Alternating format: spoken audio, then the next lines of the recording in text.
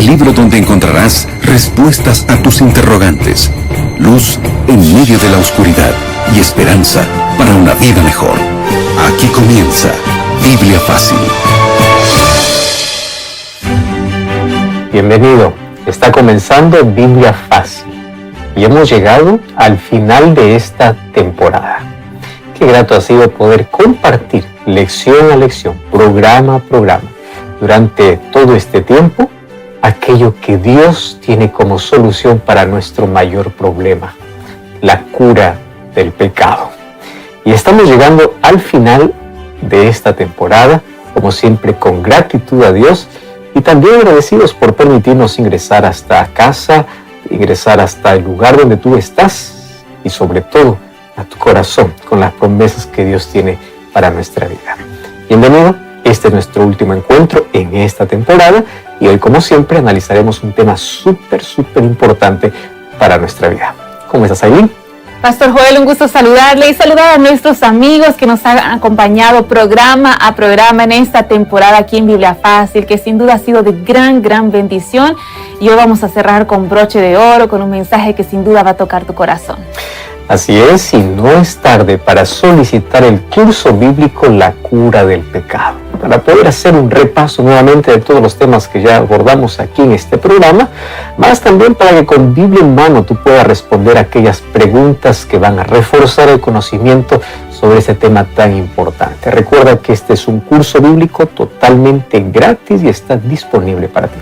Así es, Pastor Joel, amigos, yo tengo este material aquí en mis manos titulado La Cura del Pecado, como el Pastor Joel mencionaba. Este sí es el material que hemos desarrollado durante toda esta temporada aquí en Biblia Fácil y tú puedes solicitarlo en este momento, es totalmente gratis. Para nosotros será una alegría poder enviarte lo que lo recibas, que sigas profundizando cada uno de sus temas a la luz de la Biblia. Pastor Joel, ¿cómo nuestros amigos pueden solicitar este material, La Cura del Pecado? Es muy fácil, apenas puedes enviarnos ahora un mensaje a el número de WhatsApp, más 5512 9810 1460. Allí tú puedes enviar un mensaje diciendo que estás acompañando este programa de Biblia Fácil y solicitas el curso bíblico La Cura del Pecado. También puedes ingresar a nuestro sitio web estudialabiblia.com. Allí vas a encontrar este y otros materiales que van a enriquecer en gran manera tu vida. Solicítalo, es totalmente gratis. Todos tenemos un deseo profundo de que el mal acabe. Cuando acompañamos las noticias del día a día, solamente encontramos criminalidad, crueldad, dolor, sufrimiento. No necesitamos prender un televisor o escuchar las noticias, apenas salir a la calle. O a veces el sufrimiento se vive dentro de la propia casa. Hay tanta gente que sufre violencia, dolor, miedo, enfermedades físicas o enfermedades emocionales. Hay tanta inseguridad. Cuando tú ves la mirada de las personas de desconfianza, de duda, por el grado de maldad que cada vez aumenta, uno dice, ¿cuándo va a acabar todo esto? Pequeñas y grandes ciudades, el mal avanza. Consumo de drogas, nos asusta el índice de criminalidad, de violencia, de crueldad.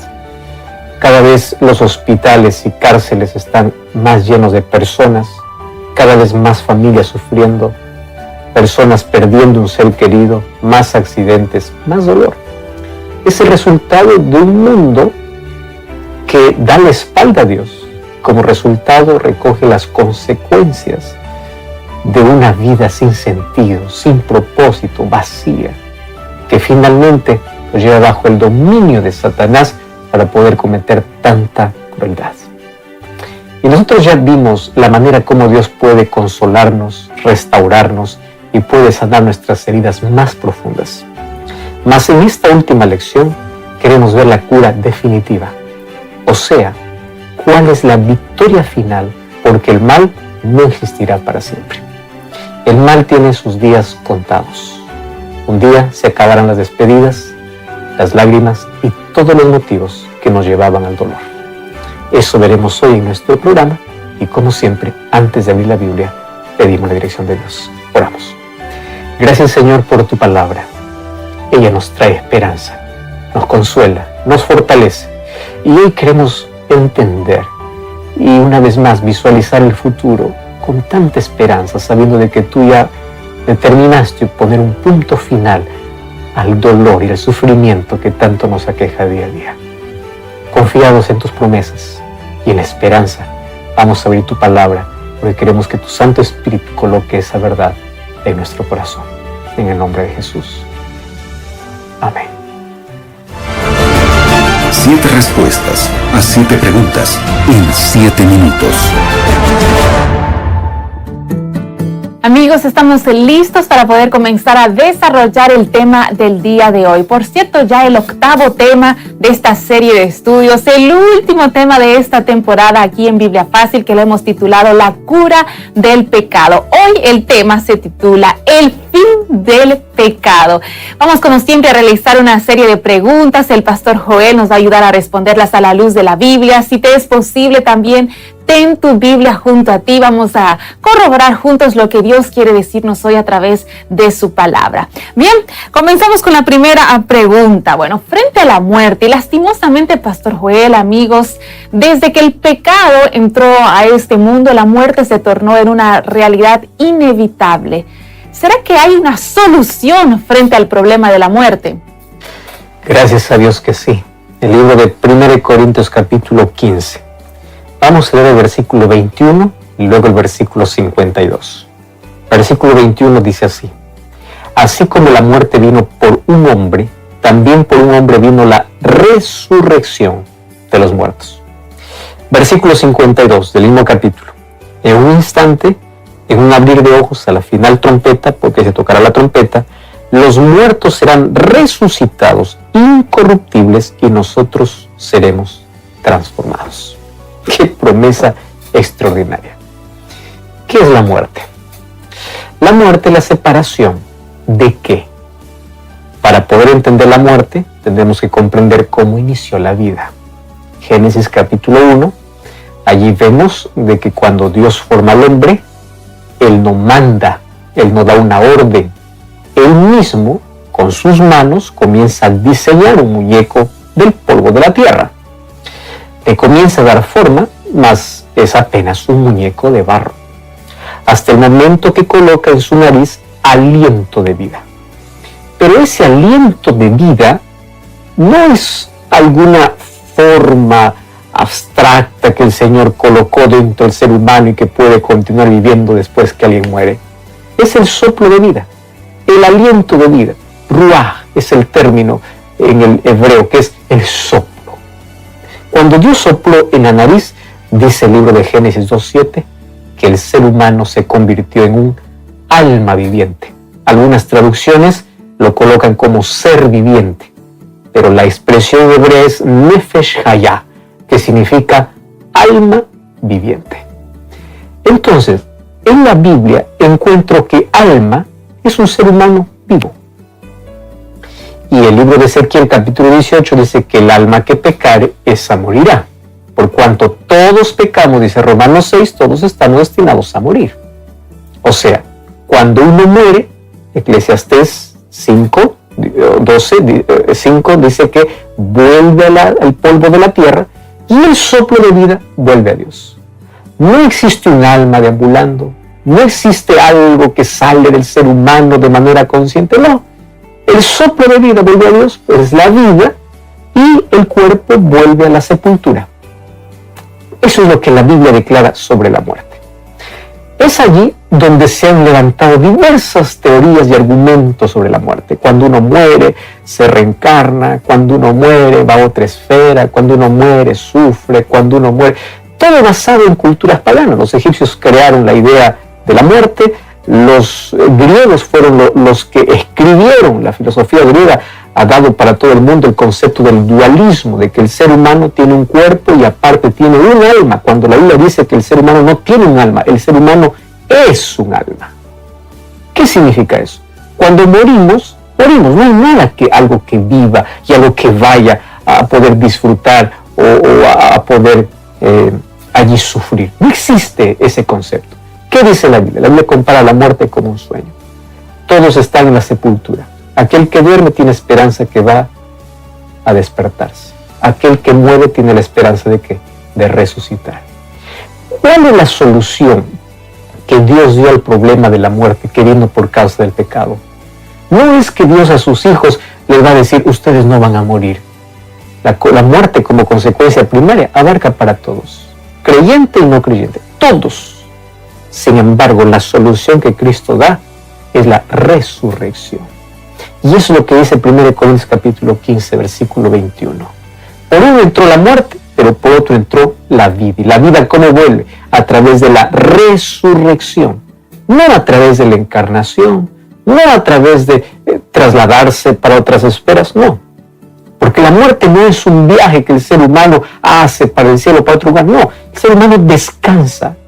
La solución que la Biblia presenta para la muerte es la resurrección. Pablo va a reforzar esa idea, así como Cristo resucitó de los muertos, traerá vida a todos los que murieron en él. O sea, al momento de morir, su vida estaba en armonía con Dios.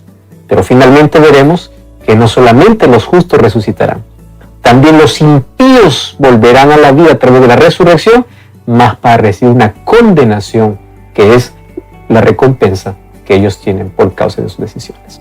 Pastor, qué bendición pensar y saber que frente a la muerte sí existe una solución y tenemos esa esperanza de la resurrección cuando Jesús vuelva.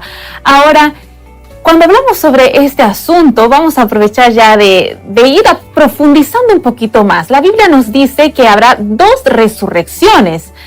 Entonces queremos saber un poco más, Pastor, porque yo sé que nuestros amigos que nos acompañan, tal vez en este momento estamos hablándole a alguien y con seguridad la mayoría de todos nosotros hemos perdido algún ser querido. La ausencia todavía duele, pero tenemos esa bendita esperanza de la resurrección. Ahora, ¿cómo que hay 2 resurrecciones y quiénes participarán, Pastor Joel, de esa primera resurrección? Vamos a la primera entonces. 1 Tesalonicenses capítulo 4, versículo 16. Dice así: el mismo Señor descenderá del cielo con voz de mando, con voz de arcángel y con trompeta de Dios, y los muertos en Cristo resucitarán primero. Cuando vamos al libro de Apocalipsis capítulo 20, versículo 6 dice así: bienaventurado y santo el que tiene parte en la primera resurrección, porque la segunda muerte no tiene poder sobre ellos. Qué interesante, habla de 2 muertes, primera muerte y segunda muerte. ¿Cuál es la primera muerte? Aquella al cual todos estamos hoy condenados, cualquier momento puede morir, es la primera muerte. ¿Y cuál es la segunda muerte? La segunda muerte es la muerte de condenación, es la muerte eterna, la muerte sin esperanza. La primera muerte es una muerte con esperanza, va a depender de nuestras decisiones. Hoy puedo morir, pero tengo la esperanza de que un día voy a resucitar. Y aquí hace una distinción en resurrección, porque dice que habrá una primera resurrección y una segunda resurrección. Bienaventurados, dice Apocalipsis, aquellos que forman parte de la primera resurrección. ¿Por qué? Porque la primera resurrección es para vida. ¿Y cuándo se verá? Cuando Jesús regrese por segunda vez. Todas las personas que murieron en Cristo serán resucitados. Los sepulcros se abrirán. ¿Todos los sepulcros? No. Solamente los sepulcros de aquellos salvos, de aquellos que irán al cielo. Por eso Pablo afirma en 1 Tesalonicenses 4:16, los muertos en Cristo resucitarán primero, es decir, en la primera resurrección. ¿Cómo resucitarán ellos? Glorificados. Hay muchas personas que dicen, ¿cómo resucitar a alguien que fue incinerado? Alguien que fue cremado, alguien que ni siquiera se le encontró su cuerpo. ¿Cómo va a resucitar a alguien que fue allí tragado por tiburones? ¿Cómo resucitará a alguien que fue paralítico, que fue ciego? La respuesta es simple: transformado, glorificado, sin rastro, sin defecto, sin rastro de pecado y sin defecto alguno. Ellos serán transformados y ya resucitan siendo inmortales. No hay más deformidad por causa del pecado, y los que vivos esperan a Jesús sin haber experimentado esta primera muerte y esperan a Jesús serán transformados. ¡Qué promesa extraordinaria! Entonces, no importa en qué circunstancia uno muere, la resurrección a la vida es una resurrección ya de transformación y glorificación. Entonces, la muerte no tiene por qué asustarnos, a menos que rechacemos a la vida que es Cristo. La muerte tampoco tiene la última palabra. Jesús volverá para poder resucitar a aquellos que creyeron en Él en la primera resurrección. Y ellos serán resucitados para vivir para siempre. Esa promesa que Jesús nos hizo finalmente se cumplirá. Esforcémonos cada día para que si la primera muerte toca nuestra vida, podamos ser parte de la primera resurrección, que es cuando Jesús regresa. Pastor, ahora me quedé pensando que usted mencionaba, ¿no? Y aclaraba que esa primera resurrección será de las personas que murieron, fueron al descanso en Cristo Jesús. Y ahora, ¿y esas personas, pastor, que rechazaron a Jesús una y otra vez y hasta el final de sus días, quiénes entonces son ellos o quiénes son los que participarán de esa segunda resurrección? La Biblia responde en el libro de Apocalipsis capítulo 20, versículo 14 y versículo 15. La muerte y el sepulcro fueron lanzados al lago de fuego. Y aquí explica, esta es la segunda muerte. Recuerda, la primera muerte es a todos los que mueren antes de la venida de Jesús. Pero después que Jesús viene, ocurre una resurrección, ahora de los impíos, y una segunda muerte. Mira que dice el versículo 15. El que no fue hallado escrito su nombre en el libro de la vida, fue lanzado al lago de fuego. ¡Wow! Parece asustador este mensaje, mas es la manera como Dios ha determinado colocar punto final a la historia de pecado. Entonces, lo que tenemos que entender es lo siguiente. Cuando Jesús regrese por segunda vez, Él no pisará la tierra. Nosotros nos encontraremos con Él en el aire. Eso Jesús nos promete en Juan capítulo 14 y luego reafirma. Cuando nosotros vayamos al cielo, hagamos ese viaje espacial que ningún ser humano ha hecho y nunca lo hará por sus propios medios, por más que haya la más alta tecnología, solamente lo harán aquellos redimidos. Al llegar al cielo, la Biblia explica en Apocalipsis capítulo 20 que el pueblo de Dios estará por 1000 años. ¿Y qué hará durante esos 1000 años? El libro de 1 Corintios capítulo 6, versículo 2 y versículo 3 dice que se ejecutará un juicio en el cielo, pero no para determinar quién se salva o quién se pierde, sino apenas para comprobar. Por eso esta etapa de juicio se llama juicio comprobatorio, para comprobar por qué se perdió aquel que se quedó. Porque las sorpresas en el cielo serán grandes. Yo imaginé que fulano de tal estaría aquí, pero no está. ¿Y cómo es que él, que yo nunca imaginé, él está aquí en el cielo? Es que nadie conocía las intenciones y motivaciones y todo lo oculto que había en el ser humano, y Dios sí conocía. Por eso Él determinó en su justicia quién se salva y quién se pierde, de acuerdo a las decisiones humanas. Entonces, ese periodo de 1000 años servirá para responder cualquier duda sobre la justicia de Dios. No quedará rastro alguno sobre que Dios es justo. Si una persona se perdió, fue por su rebeldía, por las oportunidades que Dios le dio y siempre rechazó su gracia. Entonces, en esos 1000 años se revelará las intenciones, las acciones, aquello que nadie conocía. Y finalmente, ¿qué cosa diremos? Dios es justo. Quedaremos convencidos de su justicia porque finalmente cada ser humano decidió su destino. Allí sabremos por qué hay personas que están allí y otras personas no. Mas, ¿qué sucederá después de los 1000 años? Apocalipsis capítulo 20 y 21 nuevamente resalta. Después de ese milenio, la nueva Jerusalén desciende del cielo.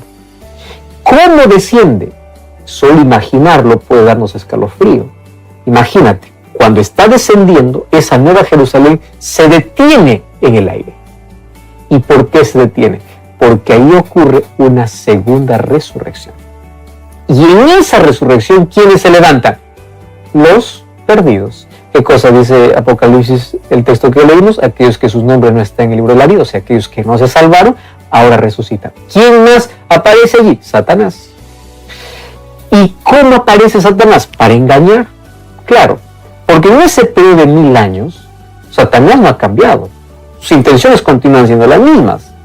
Porque él rechazó hace miles de años oportunidad. Y también aquellos que resucitan, esta vez, en la segunda resurrección, no resucitan transformados. Ahí está la diferencia de aquel que murió en Cristo y aquel que murió sin Cristo.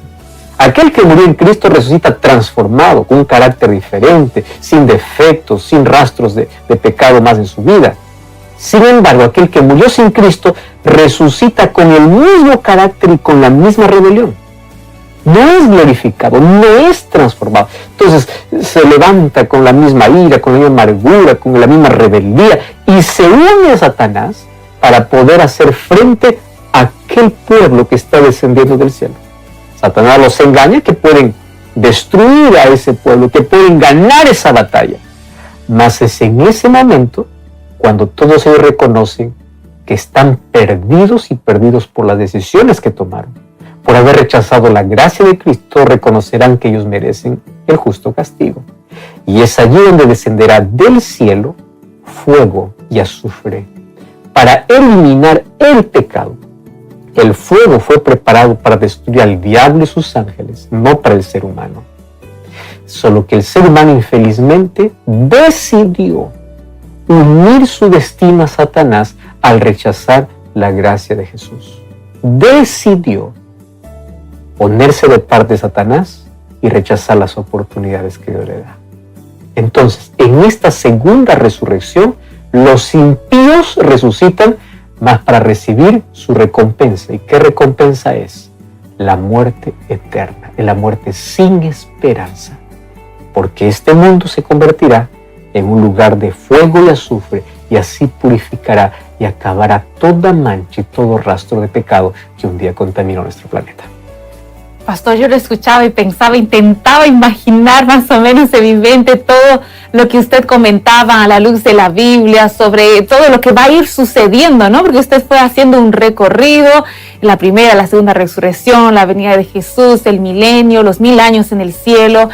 Y creo que nosotros al estudiar estos temas, lo primero que pensamos es, eso quiere decir que al fin ya no habrá más muerte, no habrá más sufrimiento. Ese será entonces el fin total y definitivo del pecado, ¿no es así?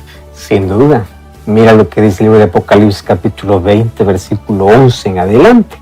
Vi un gran trono blanco y el que estaba sentado en él, de su presencia huyeron la tierra, el cielo y no fueron hallados más. Vi también a los muertos, grandes y pequeños, de pie ante el trono. Los libros fueron abiertos, otro libro fue abierto, el libro de la vida. Los muertos fueron juzgados según sus obras. Es lo que hacen en el milenio los redimidos en el cielo, ver por qué se perdieron aquellos que no están allí. Fueron juzgados por sus obras, por las cosas que estaban escritas en los libros. Y el mar dio a los muertos que estaban en él. La muerte y el sepulcro dieron a los muertos que estaban en ellos, y cada uno fue juzgado según sus obras. Y allí aparece el texto que leímos, que fueron lanzados la muerte y el sepulcro al lago de fuego. Es la muerte segunda, y todo aquel que no ha fallado su nombre escrito en el libro de la vida. Muy bien. ¿Qué cosa es lo que está diciendo aquí? Esto es el punto final a la historia de pecado. Cuando Cristo regresa, Él viene solamente para acabar con el dolor, en el sentido de que los redimidos van al cielo a disfrutar del milenio, mientras que los perdidos todos quedan muertos. No hay más dolor aquí, no hay más sufrimiento, pero el pecado todavía continúa porque Satanás continúa existiendo. Después del milenio, cuando ocurre esta resurrección, la Biblia declara que los que resucitan son como la arena del mar. Se reúnen Satanás con su ejército para esta batalla y ahí aparece Cristo como el gran trono blanco. ¿Más por qué el trono blanco? Para poder ejecutar la última fase de juicio, que es el juicio ejecutivo. Recordemos que el juicio se divide en tres fases. Primera fase de investigación, que es ahora, hoy se decide quién se salva y quién se pierde, de acuerdo a sus decisiones. La fase comprobatoria, donde los redimidos en el cielo analizarán la justicia de Cristo y por qué se perdió el que se perdió. Y la fase ejecutiva, donde finalmente los impíos recibirán su justo castigo. Entonces, ¿qué cosa es lo que dice la Biblia? Que habrán dos grupos definidos, aquellos que están dentro de la ciudad y aquellos que están fuera de la ciudad. Fuera de la ciudad está Satanás con toda esa multitud que resucitó, pero resucitó así como murió, sin transformación, totalmente impíos. Por eso es que la Biblia dice que todos compareceremos ante el tribunal de Dios. Dios está sentado en su trono y todos otra vez han sido juzgados. Mas en este juicio, ¿qué cosa se da? La sentencia. Y es interesante que Romanos 14:11 dice, ante mí se doblará toda rodilla. Claro, porque finalmente los impíos reconocerán la justicia de Dios. ¿Y qué cosa pasará? el mal no se levantará por segunda vez. ¿Por qué no se levantará por segunda vez?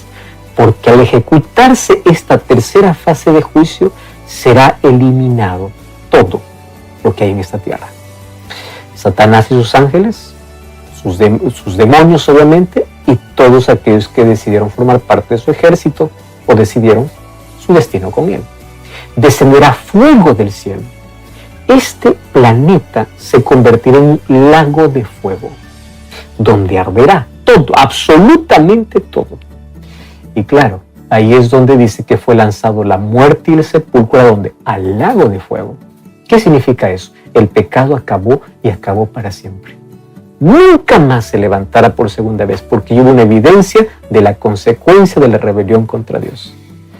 Todos seremos testigos finalmente de que el mal habrá terminado para siempre. Pastor, qué esperanzador es pensar de que el sufrimiento, el dolor, la muerte, el pecado va a tener un fin, sí, va a terminar.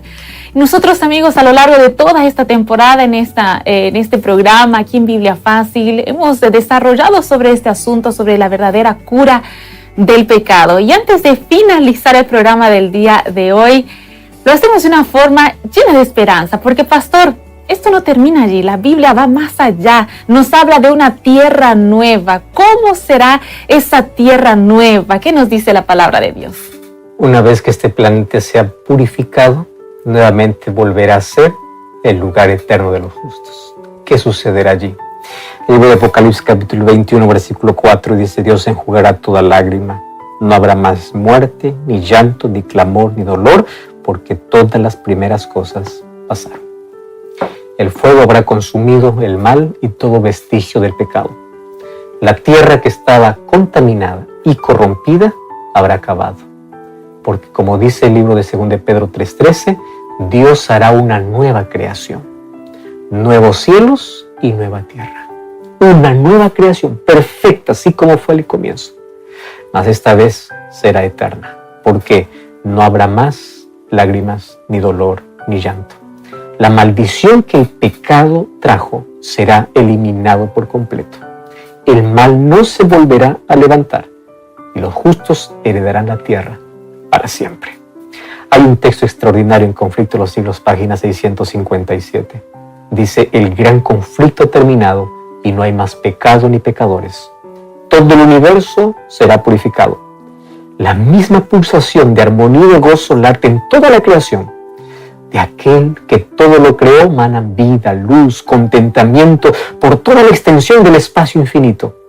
Desde el átomo más imperceptible hasta el mundo más vasto, todas las cosas, animadas e inanimadas, declaran en su belleza, sin mácula y júbilo perfecto: Dios es amor.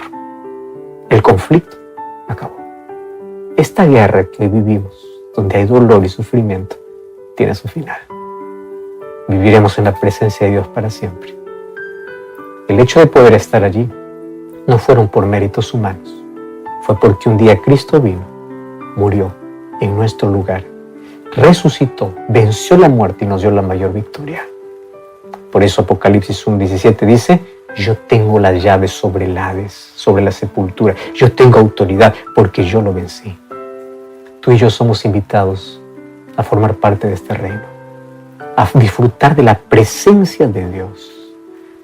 Mas hoy necesitamos colocar nuestra vida en armonía con su voluntad. Solo hay dos caminos y solo hay dos destinos. Y quiero decirte una cosa: la vida es muy corta, pero la vida es suficiente para hacer tres cosas: para amar, para servir y para decidir cómo pasaremos una eternidad. Una eternidad a la de Jesús o, como consecuencia, la muerte eterna. Cada quien decide. Por eso la palabra de Dios dice: hoy he puesto ante ti la vida y la muerte. Elige la vida. Elige a Cristo.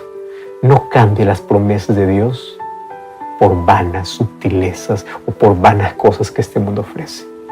Entrégate a Cristo. Ríndete a Cristo y espéralo todos los días, porque el mal pronto acabará. Tus lágrimas tienen sus días contados. ¿Estás dispuesto a entregarte a Jesús? Ora conmigo. Gracias, Señor, por tu palabra. Entendemos la manera como tú restaurarás este planeta, mas queremos que hoy comience restaurando nuestra vida. Queremos vivir contigo y para siempre. Por eso aceptamos a Cristo como Salvador y colocamos nuestra vida para que pueda estar en armonía con tu voluntad. Enséñanos día a día a caminar a tu lado para que cuando regreses podamos estar dentro de ese grupo que está redimido y salvado para siempre. En el nombre de Jesús. Amén. Amigos, es con esta oración de entrega que llegamos al final no solo del programa del día de hoy, sino también de esta temporada aquí en Biblia Fácil, Pastor Joel. Ha sido un privilegio compartir contigo esta temporada y como siempre quiero invitarte a buscar una iglesia adventista del séptimo día. Anda para allá, estaremos con brazos abiertos para recibirte y continuar entendiendo el plan que Dios tiene para la vida. Que Dios te bendiga y te guarde. Si Dios lo permite, nos encontraremos en una próxima temporada. Dios te bendiga. Así concluimos Biblia Fácil. Continúa en sintonía de Radio Nuevo Tiempo, la voz de la esperanza.